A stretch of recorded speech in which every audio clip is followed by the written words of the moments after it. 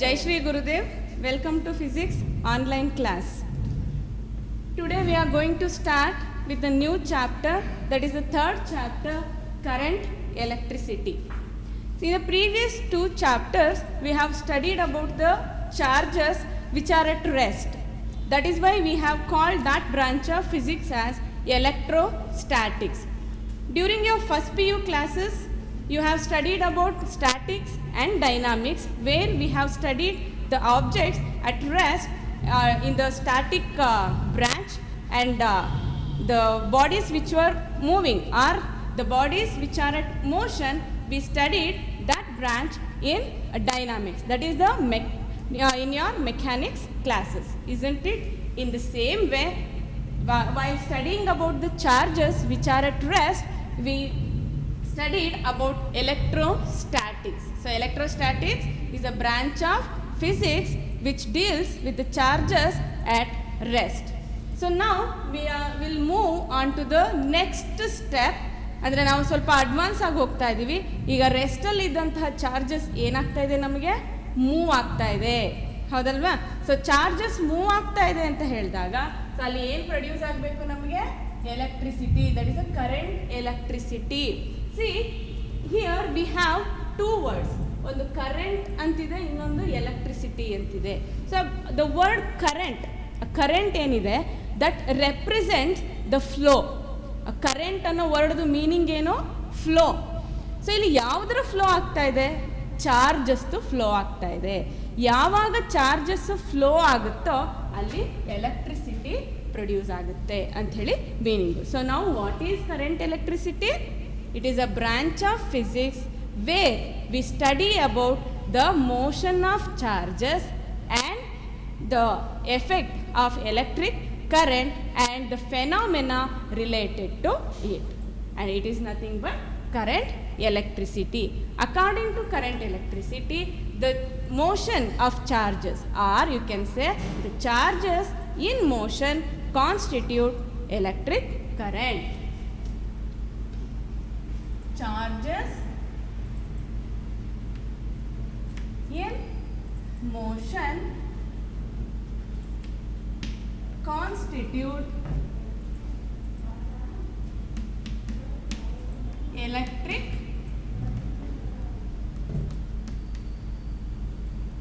current. Charges in motion constitute electric current. So ಇದಕ್ಕೆ ಒಂದು example ಥರ ಅಥವಾ ಒಂದು ಡೆಮಾನ್ಸ್ಟ್ರೇಷನ್ ಥರ ನಾವು ನೋಡೋಣ ಅಂತ ಹೇಳಿದ್ರೆ, ಫಸ್ಟ್ ಕನ್ಸಿಡರ್ ಟೂ ಕಂಡಕ್ಟರ್ಸ್. ಎರಡು ಕಂಡಕ್ಟರ್ಸ್ನ ತಗೊಳ್ಳೋಣ. Let these conductors are surrounded by an insulating medium. Insulating medium ಅಂದರೆ ಏನು? It's a medium which does not allow charges to flow through it. So ಅಂಥ ಒಂದು ಇನ್ಸುಲೇಟಿಂಗ್ ಮೀಡಿಯಮ್ಗೆ ಎಕ್ಸಾಂಪಲ್ ಈಸಿಯಾಗಿ ನಮಗೆ ಸಿಗುವಂಥ ಎಕ್ಸಾಂಪಲ್ ಯಾವುದು? It is air.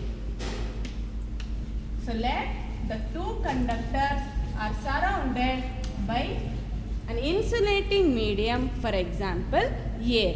So in this case, charges do not flow from one conductor to another conductor, even though there is a difference in the potential, or you can say that there is a potential difference.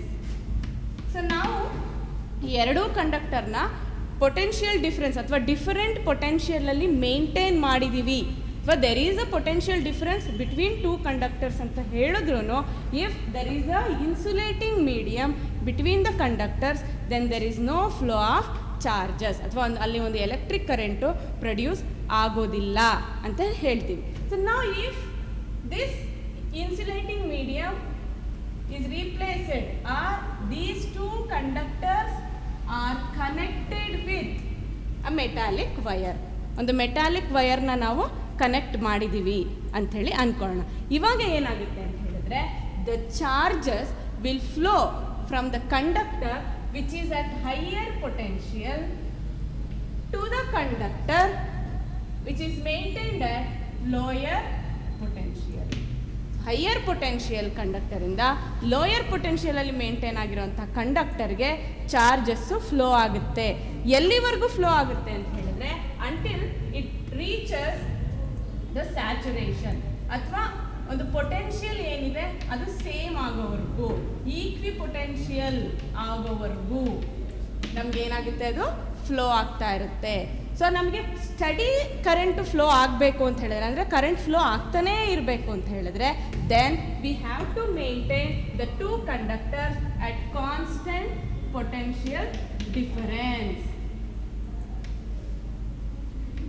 Constant potential ಡಿಫರೆನ್ಸಲ್ಲಿ ನಾವು ಅದನ್ನು maintain ಮಾಡಬೇಕಾಗುತ್ತೆ. So ಅದು ಹೇಗೆ ಮಾಡೋದು ಅಂತ ಹೇಳಿದ್ರೆ, by connecting a battery R any cell.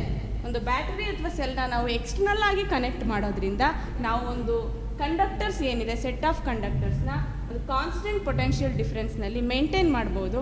ಈ ರೀತಿ ಮಾಡಿದಾಗ ಅಲ್ಲಿ ಸ್ಟಡಿ ಏನು ಕರೆಂಟ್ ನಮಗೆ ಫ್ಲೋ ಆಗ್ತಾ ಇತ್ತು ಅಥವಾ ಈಕ್ವಿ ಪೊಟೆನ್ಷಿಯಲ್ ಅಟ್ಟೈನ್ ಆಗೋದಿಲ್ಲ, ಆವಾಗ ನಮಗಲ್ಲೊಂದು ಕರೆಂಟು ಫ್ಲೋ ಆಗ್ತಾನೇ ಇರುತ್ತೆ. ಸೊ ಈ ಕರೆಂಟ್ ಫ್ಲೋ ಏನಾಗುತ್ತೆ ಅಥವಾ ಚಾರ್ಜ್ ಫ್ಲೋ ಏನಿದೆ ಅದನ್ನು ನಾವು ಡೈಲಿ ಲೈಫಲ್ಲಿ ಕೂಡ ನೋಡಿರ್ತೀವಿ. The natural example for this electric current is the lightning.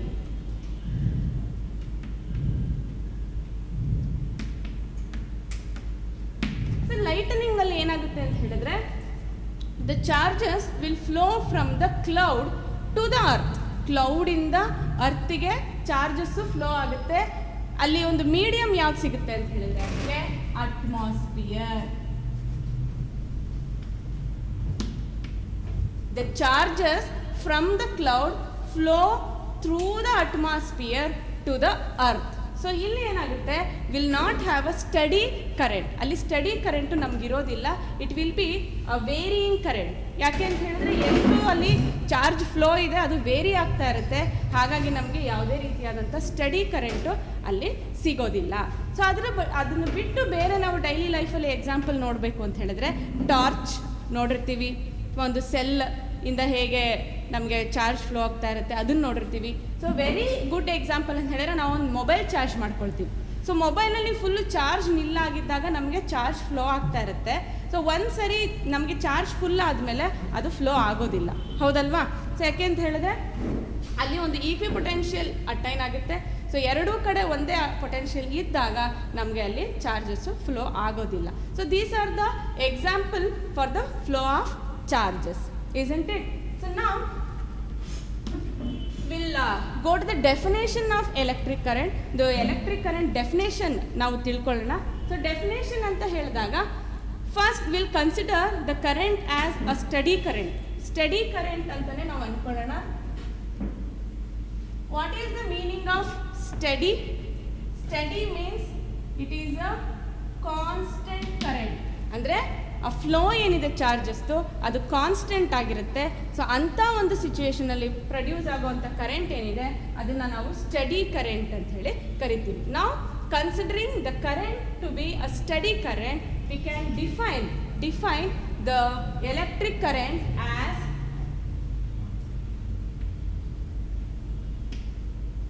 Rate of flow of charges, or you can say time rate of flow of charges. Rate itself denotes the time. So time rate of flow of charges through the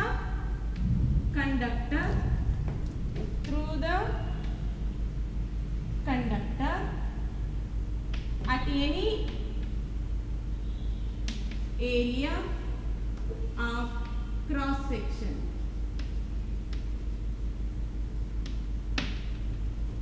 Time rate of flow of charges through the conductor at any area of cross section is nothing but electric current. Electric current ಅಂತ ಹೇಳಿ define ಮಾಡ್ತೀವಿ. Now according to the definition, how we can write the expression for this?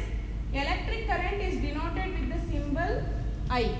So ಅದನ್ನ I symbol use ಮಾಡ್ಕೊಂಡು ನಾವು denote ಮಾಡ್ತೀವಿ.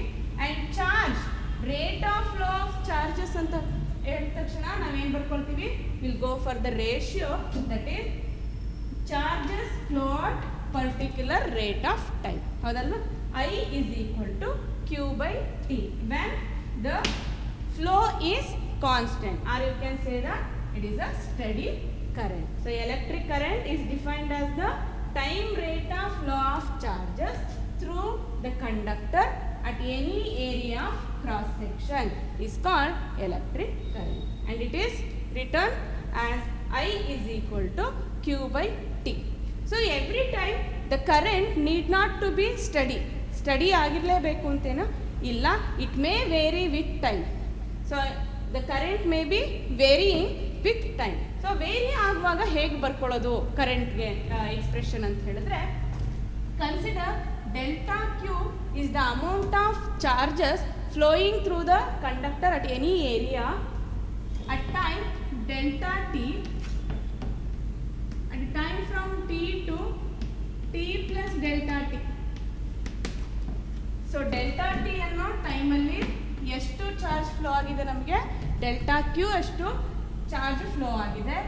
Then we can write that expression for current as this delta t, that is the change in time ಏನಿದೆ, if that delta t tends to 0 ಅಂದರೆ ನಾವೇನು ಮಾಡ್ತಾ ಇದ್ದೀವಿ, we are limiting the time at 0, at limit delta t as delta t tends to 0 ಅಂದರೆ we are not making the time as 0. ಅದ್ರ meaning ಬಂದು delta ಟಿಗೆ ನಾವು 0 ಮಾಡ್ತಿದ್ದೀವಿ ಅಂತಲ್ಲ, we are checking the flow of charges at particular time. ಅಂದರೆ particular time ಅಂತ ಹೇಳಿದ್ರೆ ಏನಾಗುತ್ತೆ, 10 ಗಂಟೆ ಅಂದರೆ 10 ಗಂಟೆಲೇ ನೋಡ್ತಾ ಇದ್ದೀವಿ ಅಂತ, ಅಲ್ಲಿ ಯಾವುದೇ ಒಂದು ಚೇಂಜ್ ಆಗ್ತಾ ಇಲ್ಲ ಟೈಮಲ್ಲಿ ಅಂತ ಹೇಳಿ. ಸೊ ಆ ಪರ್ಟಿಕ್ಯುಲರ್ ಟೈಮಲ್ಲಿ as delta T change in time is 0, ಅದಕ್ಕೆ ನಾವು ಎಕ್ಸ್ಪ್ರೆಷನ್ ಬರ್ಕೊಂಡಾಗ it is delta Q by delta T, that is I is equal to as limit of delta t tends to 0, delta q by delta t is nothing but dq by dt. This type of definition we have already studied during our first PU classes, that is while defining the velocity ಅಥವಾ ಒಂದು displacement acceleration ಎಲ್ಲ ಬರೀಬೇಕಾದ್ರೆ ನಾವು ಈ ರೀತಿ ಮೆಥಡ್ನ use ಮಾಡ್ಕೊಂಡಿದ್ದೀವಿ in order to define the instantaneous velocity. ಹೌದಲ್ವಾ, instantaneous ವೆಲಾಸಿಟಿನ ಡಿಫೈನ್ ಮಾಡಬೇಕಾದ್ರೆ ಈ ರೀತಿ ಮೆಥಡ್ನ ನಾವು ಯೂಸ್ ಮಾಡ್ಕೊಂಡಿದ್ವಿ. ಅದನ್ನು ಇನ್ನೊಂದ್ಸರಿ ನೋಡಿಕೊಂಡ್ರೆ ನಿಮಗೆ ಈಸಿಯಾಗಿ ಇದು ಅರ್ಥ ಆಗುತ್ತೆ, ಹೌದಲ್ವಾ. ಸೊ ಇವಾಗ ನಾವು ಬರೆದಿದ್ದಂತಹ ಎಕ್ಸ್ಪ್ರೆಷನ್ ಯಾವುದಕ್ಕೆ, when the current is varying with time. ಒಂದು ಚಾರ್ಜ್ ಫ್ಲೋ ಏನಿದೆ ಅದು ಕಾನ್ಸ್ಟೆಂಟ್ ಇಲ್ಲ ಅಂತ ಹೇಳಿದ್ರೆ, ವೇರಿ ಆಗ್ತಾ ಇದ್ರೆ ವಿತ್ ರೆಸ್ಪೆಕ್ಟ್ ಟು ಟೈಮ್, ಅವಾಗ ನಾವು ಕರೆಂಟ್ ಎಕ್ಸ್ಪ್ರೆಷನ್ನ ಹೀಗೆ ಬರ್ಕೊಳ್ಬೋದು. By limiting delta T tending to 0, delta q by delta t give rise to dq by dt. According to this expression, the unit for the current is taken as ampere and symbol is capital A. This is the SI unit to measure the current. And how to define the SI unit of current? ಹೇಗೆ define ಮಾಡ್ಬೋದು? If you say current is 1 ampere, current 1 ampere ಇದೆ ಅಂತ ಹೇಳಿದ್ರೆ, then there should be 1 coulomb of charge flowing through the conductor per second. ಒಂದು ಸೆಕೆಂಡಿಗೆ 1 coulomb ಅಷ್ಟು charge flow ಆಗ್ತಾ ಇದ್ರೆ ಅಲ್ಲಿ ಪ್ರೊಡ್ಯೂಸ್ ಆಗುವಂಥ ಕರೆಂಟ್ ಎಷ್ಟಿರುತ್ತೆ, 1 ಆಂಪ್ಸ್ ಇರುತ್ತೆ, ಹೌದಲ್ವಾ. ಸೊ ನೀವು ಆಂಪಿಯರ್ ಕೂಲಂಬ್ ಪರ್ ಸೆಕೆಂಡ್ ಅಂತಲೂ ಬರೀಬೋದು, but S I unit standard unit ಬಂದು ampere. And when do you say current is 1 ampere? Current is 1 ampere if 1 coulomb of charge flows through the conductor per second. ಒಂದು ಸೆಕೆಂಡಿಗೆ 1 coulomb of charge flow ಆದರೆ ಒಂದು ಕಡೆಯಿಂದ ಇನ್ನೊಂದು ಕಡೆಗೆ ಕಂಡಕ್ಟರ್ನಲ್ಲಿ ಅಲ್ಲಿ ಏನಾಗುತ್ತೆ, ನಮಗೆ 1 ಆಂಪಿಯರ್ ಅಷ್ಟು ಕರೆಂಟು ಪ್ರೊಡ್ಯೂಸ್ ಆಗುತ್ತೆ. ಸೊ ಈಗ ನಾವು ಹೇಳ್ತಾ ಇದ್ದೀವಿ ಚಾರ್ಜ್ ಒಂದು ಕಡೆಯಿಂದ ಇನ್ನೊಂದು ಕಡೆಗೆ ಫ್ಲೋ ಆಗಬೇಕು ಅಂತ ಹೇಳಿ. ಸೊ ಅದು ಫ್ಲೋ ಆಗಬೇಕು ಅಂತ ಹೇಳಿದ್ರೆ ಅದು ಹಾಗೆ ಫ್ಲೋ ಆಗೋಕ್ಕೆ ಸಾಧ್ಯ ಇಲ್ಲ. ಯಾಕೆಂದರೆ ಇಲ್ಲಿ ನೋಡಿ, ನಾವು ಫಸ್ಟು ಏರ್ ಇನ್ಸುಲೇಟಿಂಗ್ ಮೀಡಿಯಮ್ ತಗೊಂಡಾಗ ಚಾರ್ಜಸ್ಸು ಫ್ಲೋ ಆಗಿರಲಿಲ್ಲ, ಹೌದಲ್ವಾ. ಸೊ ಯಾವಾಗ ಫ್ಲೋ ಆಯಿತು, ನಮಗೆ ಒಂದು ಮೆಟಾಲಿಕ್ ಕಂಡಕ್ಟರ್ನ ನಾವಲ್ಲಿ ಕನೆಕ್ಟ್ ಮಾಡಿದಾಗ ಆಯಿತು. ಅಂದರೆ ಅಲ್ಲಿಗೆ ಅರ್ಥ ಏನೋ, ಆ ಮೆಟಾಲಿಕ್ ಕಂಡಕ್ಟರಲ್ಲಿ ಏನೋ ನಮಗೆ ಚಾರ್ಜಸ್ನ ಒಂದು ಕಡೆಯಿಂದ ಇನ್ನೊಂದು ಕಡೆಗೆ ತೊಗೊಂಡು ಹೋಗ್ತಾ ಇದೆ, ಹೌದಲ್ವಾ. ತೊಗೊಂಡು ಹೋಗೋದು ಅಂದರೆ ಏನೋ, ಕ್ಯಾರಿ ಮಾಡ್ತಾ ಇದೆ, ಹೌದಲ್ವಾ. ಸೊ ಕ್ಯಾರಿ ಮಾಡ್ತಾ ಇದೆ ಅಂತ ಹೇಳಿದ್ರೆ there should be current carriers or you can say charge carriers. So we need current carriers or the charge carriers to carry or to move the charges from one point to another, or you can say from one conductor to another conductor. So as we know that there are three states of matter, that is solid, liquids and gases. In all the cases, what are the charge carriers? We'll discuss it now.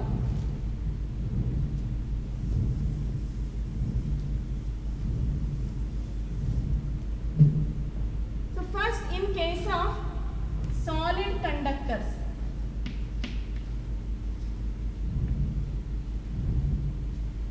take the example of conductors only because conductors allow charges to flow through it. ಅದೇ insulators ನಮಗೆ ಚಾರ್ಜಸ್ನ flow ಮಾಡೋಕ್ಕೆ ಬಿಡೋದಿಲ್ಲ. ಹಾಗಾಗಿ will go for conductors, that is usually metals. So ಅದರಲ್ಲಿ first state ಬಂದು solid conductors. So solid ಕಂಡಕ್ಟರ್ಸ್ನ ತಗೊಂಡಾಗ charge carriers R current ಕ್ಯಾರಿಯರ್ಸು ಯಾವುದಿರುತ್ತೆ ಅಂತೇಳಿ ನೋಡೋಣ. So in case of solid conductors, valence electrons are the charge carriers. So ಈ valence electrons ಅಂತ ಹೇಳಿದ್ರೆ it is a type of free electrons on the surface of the conductor. So usually ನಮಗೊಂದು conductor ತಗೊಂಡಾಗ, ಒಂದು metal ತಗೊಂಡಾಗ, we all know that the molecules ಅಥವಾ ಏನು atoms ಅಂತ ಹೇಳ್ತೀವಿ, they are closely bound. So tightly bound ಆಗಿರುತ್ತೆ. So ಅಂಥದ್ರಲ್ಲಿ ಕೆಲವೊಂದು electrons they will be free to move on the surface. ಅಂದರೆ within the surface the electrons will be free to move. ಹೇಗೆ ಒಂದು ಕಂಟೈನರಲ್ಲಿ ಗ್ಯಾಸ್ ಮಾಲಿಕ್ಯೂಲ್ಸ್ ಅಥವಾ ಗ್ಯಾಸ್ ಮೂವ್ ಆಗ್ತಾ ಇರುತ್ತೋ ಹಾಗೆ ಸರ್ಫೇಸ್ ಒಳಗೇನೆ ಕೆಲವೊಂದು ಎಲೆಕ್ಟ್ರಾನ್ಸು ಮೂವ್ ಆಗಲಿಕ್ಕೆ ಅದಕ್ಕೆ ಅವಕಾಶ ಇರುತ್ತೆ. They can be move freely within the surface of the conductor. So ಅಂತಹ ಎಲೆಕ್ಟ್ರಾನ್ಸ್ನ ನಾವು valence electrons R free electrons ಅಂತ ಹೇಳಿ ಕರಿತೀವಿ. ಈ ಫ್ರೀ ಎಲೆಕ್ಟ್ರಾನ್ಸು ಒಂದು ಕಡೆಯಿಂದ ಇನ್ನೊಂದು ಕಡೆಗೆ ಮೂವ್ ಆಗ್ತಾ ಇರುವಾಗ ನಮಗೆ ಅಲ್ಲಿ ಒಂದು ಎಲೆಕ್ಟ್ರಿಕ್ ಕರೆಂಟ್ ಅಥವಾ ಒಂದು ಕಂಡಕ್ಟರ್ಸಲ್ಲಿ ಯಾವುದು ಚಾರ್ಜ್ ಕ್ಯಾರಿಯರ್ಸ್ ಅಥವಾ ಕರೆಂಟ್ ಕ್ಯಾರಿಯರ್ಸ್ ಅಂದರೆ we can say the valence electrons ಅಂತ ಹೇಳಿ ಹೇಳ್ತೀವಿ. ಇನ್ನು ಸೆಕೆಂಡ್ ಎಕ್ಸಾಂಪಲ್ ಬಂದು ಹೇಳಿದಾಗ liquid conductors. So liquid conductors, like do you know any example for liquid conductors? It is electrolytes, electrolytic solution ತಗೊಂಡಾಗ so ಅದರಲ್ಲಿ ನಮಗೆ positive ions,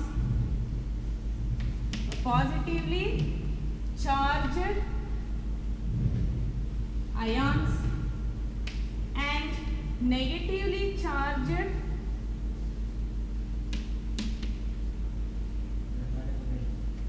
ions will be the charge carriers. So ಯಾವಾಗ ನಾವು ಒಂದು electrolytic solution ಮಾಡ್ತೀವಿ ಅಲ್ಲಿ ಅಯೋನೈಸ್ ಆಗುತ್ತೆ, positive and negative ions get splitted, ಹೌದಲ್ವಾ? ಸ್ಪ್ಲಿಟ್ ಆಗುತ್ತೆ. ಈ ಒಂದು ಮೆಕ್ಯಾನಿಸಮ್ನ ನಾವು ಎಲ್ಲಿ ನೋಡ್ತೀವಿ ಅಂತ ಹೇಳಿದ್ರೆ ಬ್ಯಾಟ್ರಿ ಎಲಿಮಿನೇಟರ್ ಅಥವಾ ಒಂದು ಸೆಲ್, ಒಂದು ಎಕ್ಸ್ಟರ್ನಲ್ ಫೀಲ್ಡ್ ಅಥವಾ ನಾವು ಲ್ಯಾಬಲ್ಲಿ ಒಂದು ಎಕ್ಸ್ಪೆರಿಮೆಂಟ್ ಮಾಡುವಾಗ ಒಂದು ಬ್ಯಾಟ್ರಿ ಯೂಸ್ ಮಾಡ್ಕೊಳ್ತೀವಿ, ಸೆಲ್ ಅಂತ ಹೇಳಿ ಯೂಸ್ ಮಾಡ್ಕೊಳ್ತೀವಿ. ಸೊ ಅಲ್ಲಿ ಆ್ಯಕ್ಚುಲ್ ಆಗಿ ನಮಗೆ ನಡೆಯುವಂಥ ಪ್ರೊಸೆಸ್ಸು ಇದು. ಅಲ್ಲಿ ಒಂದು ಕೆಮಿಕಲ್ ಎನರ್ಜಿ ನಮಗೆ ಎಲೆಕ್ಟ್ರಿಕಲ್ ಎನರ್ಜಿಯಾಗಿ ಕನ್ವರ್ಟ್ ಆಗುತ್ತೆ. ಸೊ ಆ ಕೆಮಿಕಲ್ ಎನರ್ಜಿ ಯಾವುದು ಅಂತ ಹೇಳಿದ್ರೆ ಎಲೆಕ್ಟ್ರೋಲಿಟಿಕ್ ಸೊಲ್ಯೂಷನ್. ಆ ಎಲೆಕ್ಟ್ರೋಲಿಟಿಕ್ ಸೊಲ್ಯೂಷನಲ್ಲಿ ಯಾವಾಗ ಅದು ಅಯೋನೈಸ್ ಆಗುತ್ತೆ, ಪಾಸಿಟಿವ್ ಅಯಾನ್ಸ್ ಮತ್ತು ನೆಗೆಟಿವ್ ಅಯಾನ್ಸ್ ಇರುತ್ತೆ. ಸೊ ಅದರೊಳಗೆ ನಾವು ಎಲೆಕ್ಟ್ರೋಡ್ಸ್ನ ಇಮ್ಮರ್ಸ್ ಮಾಡಿದಾಗ, ಕ್ಯಾಥೋಡ್ ಆ್ಯಂಡ್ ಆ್ಯನೋಡ್ ಇಮ್ಮರ್ಸ್ ಮಾಡಿದಾಗ positively charged ions will move towards cathode, negatively charged ions will move towards anode. So ಆ ಒಂದು ಮೂವ್ಮೆಂಟ್ ನಡೆಯುವಾಗ it will constitute electric current and hence chemical energy will be converted into electrical energy. ಇನ್ನು last one that is gaseous conductors. Gaseous conductors ನಲ್ಲಿ for example discharge tube.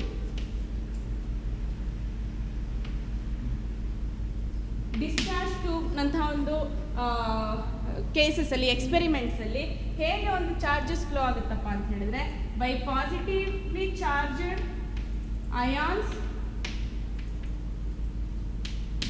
and electrons. So gaseous conductors ನಲ್ಲಿ ಯಾವುದು charge carrier ಆಗಿರುತ್ತೆ? Positively charge ions and electrons will be the charge carriers.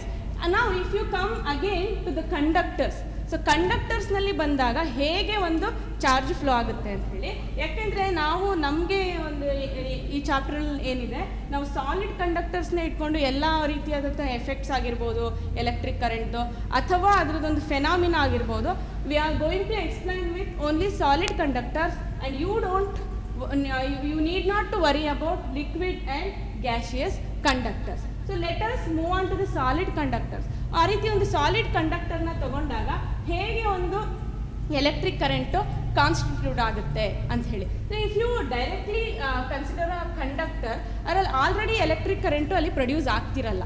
So conductor ಅಂದ ತಕ್ಷಣ ಅಲ್ಲಿ free electrons ಇರುತ್ತೆ, electric current produce ಆಗುತ್ತೆ ಅಂತ ಹೇಳಿ ಹೇಳಕ್ಕೆ ಬರೋದಿಲ್ಲ. ಆ್ಯಂಡ್ ಏನಕ್ಕೆ ಬರೋದಿಲ್ಲ ಅಂಥೇಳಿ ಎಕ್ಸ್ಪ್ಲೈನ್ ಮಾಡ್ತೀನಿ. If you consider a conductor, ಒಂದು ಕಂಡಕ್ಟರ್ನ ತಗೊಂಡ್ರೆ initially there will not be any electric current even though there are free electrons.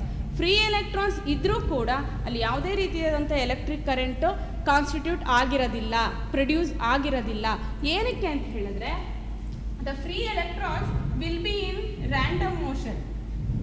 ಈ ಎಲೆಕ್ಟ್ರಾನ್ಸ್ ಏನಿರುತ್ತೆ ರ್ಯಾಂಡಮ್ ಮೋಷನಲ್ಲಿರುತ್ತೆ. ಸೊ ರ್ಯಾಂಡಮ್ ಮೋಷನಲ್ಲಿ ಇದ್ದಾಗ there will be thermal energy, ಒಂದು ಥರ್ಮಲ್ ಎನರ್ಜಿ ಇರುತ್ತೆ. ಡ್ಯೂ ಟು ದಟ್ ಟೆಂಪರೇಚರ್ ಅಥವಾ ಒಂದು random motion there will be collision ಆಗುತ್ತೆ. ಸೊ ಕೊಲೀಷನ್ ಇಂದ ನಮ್ಗೆ ಏನಾಯ್ತು, ಅಲ್ಲಿ ಹೀಟ್ ಪ್ರೊಡ್ಯೂಸ್ ಆಗ್ತಾ ಇದೆ, ಹೌದಲ್ವಾ? So due to that random motion the number of charges ಅಥವಾ electrons moving a particular area of cross section. ಒಂದು particular area of cross section ತಗೊಂಡಾಗ ಇಲ್ಲಿ ಡೈರೆಕ್ಷನ್ ಚೇಂಜ್ ಆಗ್ಬೋದು ಎಲೆಕ್ಟ್ರಾನ್ಸ್. ಇಲ್ಲಿ ನೋಡಿ, ಇಲ್ಲಿ the total number of electrons moving towards the right side, or you can say, ಇದನ್ನ ಬೇಕಿದ್ರೆ ನೀವು ನೆಗೆಟಿವ್ ಅಂದ್ಕೊಳ್ಳಿ, ಪಾಸಿಟಿವ್ ಅಂದ್ಕೊಳ್ಳಿ, or you can say that ಒಂದು ಕಂಡಕ್ಟರ್ ಒಳಗಡೆ ರ್ಯಾಂಡಮ್ ಮೋಷನ್ ಆಗುವಾಗ ಒಂದು particular area of cross section ಅಲ್ಲಿ ರೈಟ್ ಸೈಡ್ಗೆ ಮೂವ್ ಆಗ್ತಿರುವಂಥ ಎಲೆಕ್ಟ್ರಾನ್ಸ್ ನಂಬರ್ ಏನಿದೆ, that will be equal to the number of electrons which are moving in the opposite direction. So ಒಂದು direction ಅಲ್ಲಿ ಏನು ಮೂವ್ ಆಗ್ತಾ ಇದೆ ಒಂದು total number, that will be equal to the number of electrons moving in the opposite direction. So ಅವಾಗ ಎರಡು ಏನಾಯಿತು, cancel ಆಯಿತು, ಹೌದಲ್ವಾ? ಎಫೆಕ್ಟ್ ಕ್ಯಾನ್ಸಲ್ ಆಯಿತು and it will not constitute any electric current. So ನನಗಲ್ಲಿ ಎಲೆಕ್ಟ್ರಿಕ್ ಕರೆಂಟ್ ಪ್ರೊಡ್ಯೂಸ್ ಆಗಬೇಕು ಅಂತ ಹೇಳಿದ್ರೆ I have to supply an external electric field. External electric field ಹಾಕಿದಾಗ ನಮಗೆ ಅಲ್ಲಿ ಏನು ಪ್ರೊಡ್ಯೂಸ್ ಆಗುತ್ತೆ, ಎಲೆಕ್ಟ್ರಿಕ್ ಫೀಲ್ಡ್ ಪ್ರೊಡ್ಯೂಸ್ ಆಗುತ್ತೆ. ಅಂದರೆ ಈ ಎಲೆಕ್ಟ್ರಾನ್ಸ್ ಏನಾಗುತ್ತೆ, ಅಲೈನ್ ಆಗುತ್ತೆ, ಅಲೈನ್ ಆಗಿಬಿಟ್ಟು ಪರ್ಟಿಕ್ಯುಲರ್ ಡೈರೆಕ್ಷನಲ್ಲಿ ಅದು ಮೂವ್ ಆಗೋಕ್ಕೆ ಸ್ಟಾರ್ಟ್ ಆಗುತ್ತೆ. ಸೊ ಜಸ್ಟ್ ಲೈಕ್ ಒಂದು ಕ್ಲಾಸ್ ರೂಮ್ನಲ್ಲಿ ಅಥವಾ ಒಂದು ಫೀಲ್ಡ್ನಲ್ಲಿ ಸ್ಟೂಡೆಂಟ್ಸು ಹೇಗೆ ರ್ಯಾಂಡಮ್ ಆಗಿ ಓಡಾಡ್ತಾ ಇರ್ತಾರೆ. ಸೊ ರ್ಯಾಂಡಮ್ ಆಗಿ ಓಡಾಡ್ತಾ ಇರುವಾಗ ಅಲ್ಲಿ ಕೊಲ್ಯೂಷನ್ಸ್ ಇರ್ಬೋದು ಅಥವಾ ಒಂದು ಇನ್ಡಿಸಿಪ್ಲಿನ್ ಇರ್ಬೋದು, ಹೌದಲ್ವಾ? ಸೊ ಅದೇ ಒಂದು ನಿಮಗೆ ನಿಮ್ಮ ಟೀಚರ್ ಬಂದಾಗ, ಒಂದು ಟೀಚರ್ ಬಂದು ನಿಂತ್ಕೊಂಡು ನಿಮಗೆ ಇನ್ಸ್ಟ್ರಕ್ಷನ್ ಕೊಟ್ಟಾಗ ಏನು ಮಾಡ್ತೀರಿ ನೀವು?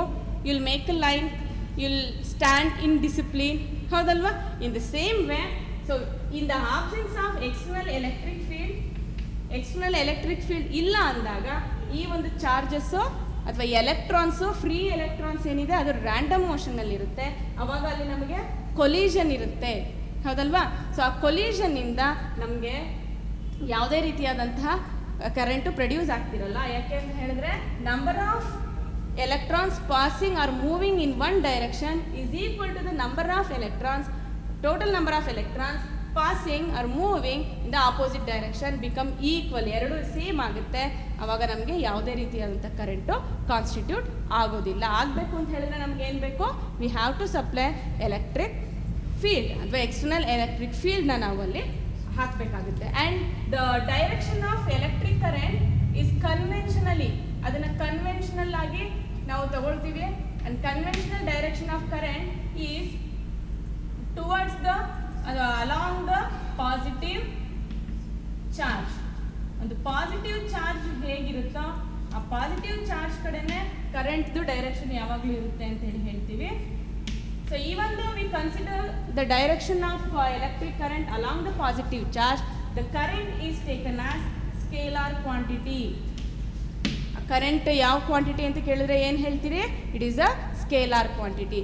ಏನಕ್ಕೆ ನಾವು ಸ್ಕೇಲಾರ್ ಕ್ವಾಂಟಿಟಿ ಅಂತ ಹೇಳ್ತೀವಿ ಅಂತ ಹೇಳಿದ್ರೆ, if you have a number of conductors in which the current is passing or current is moving through those conductor, but still it is unaffected by the angle between the conductors. ಆ conductor ನಡುವೆ ಇರುವಂಥ angle ಮೇಲೆ ಅದು depend ಆಗಿರೋದಿಲ್ಲ, and it depends or it obeys the scalar addition. ಆ scalar ಅಡಿಷನಲ್ಲಿ ನಾವು ಹೇಗೆ ಈಸಿಯಾಗಿ ವ್ಯಾಲ್ಯೂಸ್ನ ಆ್ಯಡ್ ಮಾಡ್ತೀವೋ ಅದೇ ರೀತಿ ಇಲ್ಲೂ ಕೂಡ ನಾವು ಆ್ಯಡ್ ಮಾಡ್ಬೋದು.